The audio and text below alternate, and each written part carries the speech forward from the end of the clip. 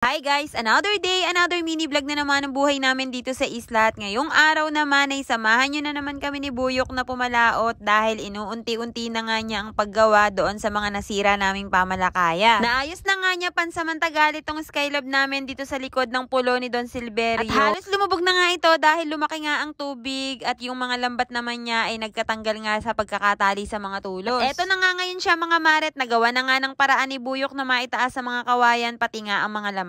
Importante nga na magawa agad ang aming skylab dahil marami nga nahuhuling isda ngayon, kagaya na nga lamang ng bangus. Alam naman natin na maraming nahuhuling bangus ngayon sa paligid nga ng lawa ng Laguna at sana naman kahit pang ulam man lang ay may pumasok nga dito sa aming skylab. Pag nakakakita nga si Buyok ng mga tulos na nakakalat dito sa dagat ay kinukuha nga niya dahil magagamit nga rin niya ito sa aming mga pamalakaya kagaya na nga lamang ng aming cage. Kulang na kulang pa kasi kami sa kawayan mga mare dahil nagkabali nga yung mga tulos na nakalagay nga sa aming cage at wala pa nga kaming maipali. Pinalautan nga rin namin yung skylab namin na nakapwesto dito sa bandang laot at etong at unti-unti na nga rin nagagawa ng aking Buyok. So mga mare, kung hindi lang sana ito nasira dahil sa bagyong Christine ay di sana ilalagay na lamang namin ang lambat dito. Mag-isa nga lang gumagawa si Buyok dito sa laot mga mare dahil wala nga siyang mahanap na katulong at ang lahat nga ay abala. Ang mga kalalakihan kasi dito sa aming nayon mga mare abala nga sa pamamanti ng bangus at ang iba naman ay abala sa paggagawa ng mga pamalakayan nilang nasira dahil sa bagyong Christine. Medyo mainit na nga nung mga oras na to at niyayaya ko na nga si Buyok na umuwi dahil medyo tomguts na nga rin ako, kaso sabi nga niya sa akin parang ayaw nga daw niyang tigilan ang paggagawa. Hindi rin kasi kami nakapagdala ng tanghalian kaya hindi kami makakatambay dito maghapon at no choice nga kami kundi umuwi. Kalmang-kalma nga ang dagat ngayon kaya hindi nga masyadong nahirapan si Buyok sa paggagawa. Mabuti na lang talaga mga mare at hindi nga kami naapektuhan ng bagyong Leon dahil hindi pa nga man lang kami nakakabawi sa mga nasira naming pamalakaya. Kinabukasan naman mga mare, pumalaot na naman nga kami ni Buyok dahil tatapusin na nga niya ang kanyang ginagawa.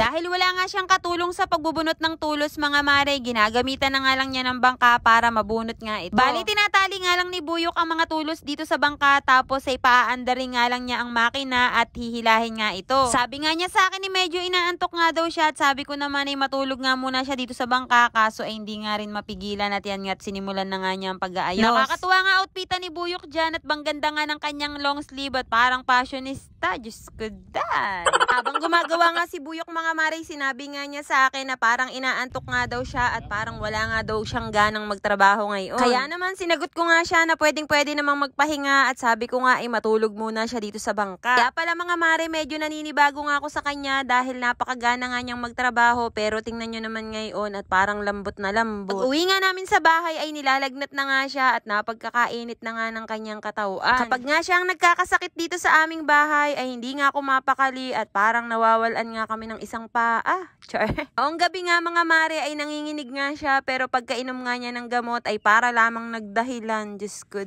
Sabi ko nga mga mare baka na overpatig lang siya dahil sa dami nga ng kanyang ginagawa dito sa laot. Wala kasi siyang makuwang katulong dahil busy nga ang mga tao dito sa amin pamamanti ng bangus. At yung iba naman ay busy nga sa paggagawa ng kanilang mga nasirang pamalakaya. Isang gabi nga lang nagkasakit si Buyok at pinagpahinga ko nga lang siya ng isang araw at sabi ko nga ay baka mabinat kapag ginawa na agad. Kaya eto mga mare, nung pangatlong araw nga ay pumalaot na nga kami ni Buyok at dito pa nga kami natulog sa laot. Pag nga daw dito kami natulog sa laot ay mas maaga nga siyang makakakilos dahil madami-dami pa nga daw ang kanyang mga gagawin. Ginising na nga rin ako ng maagap ni Buyok at sabi nga niya ipagkanaw ko na nga raw siya ng kape at maya-maya nga ay pumunta na nga siya doon sa laot sa aming cage. Napagkakasarap ng matulog dito sa laot at banglamig kaso nga lang mga mare medyo pagalaw-galaw nga itong aming bangka kapag ka umaalo. Pero okay lang din naman mga mare dahil para lang din naman kaming dinuduyan. Pagkatapos nga ni Buyok doon sa aming cage mga mare, dumiretso naman kami dito sa may pulo ni Don Silverio dahil may hahayumahin nga siyang lambat. Napakadami nga ditong aso at pusa at kapag nga kami dumuduong ay naglalapitan nga sila dahil akala nga nila ay may pagkain kaming dala. Alas 7 pa nga lang ng umaga mga mare pero napagkakainit na nga ng sikat ng araw sa balat kaya niyayaya ko na nga si Buyok na umuwi. Pero sabi nga niya sa akin maganda pa pa nga daw sa katawan ng sikat ng araw na yan, kaya nagstay pa nga kami dito ng medyo matagal. At dahil nagkape at tinapay nga lang kami, paggising ay nagutom na nga si Buyo, kaya naman nagluto na nga kami ng almusal. Nakakatuwa pa nga itong ulam namin dahil 2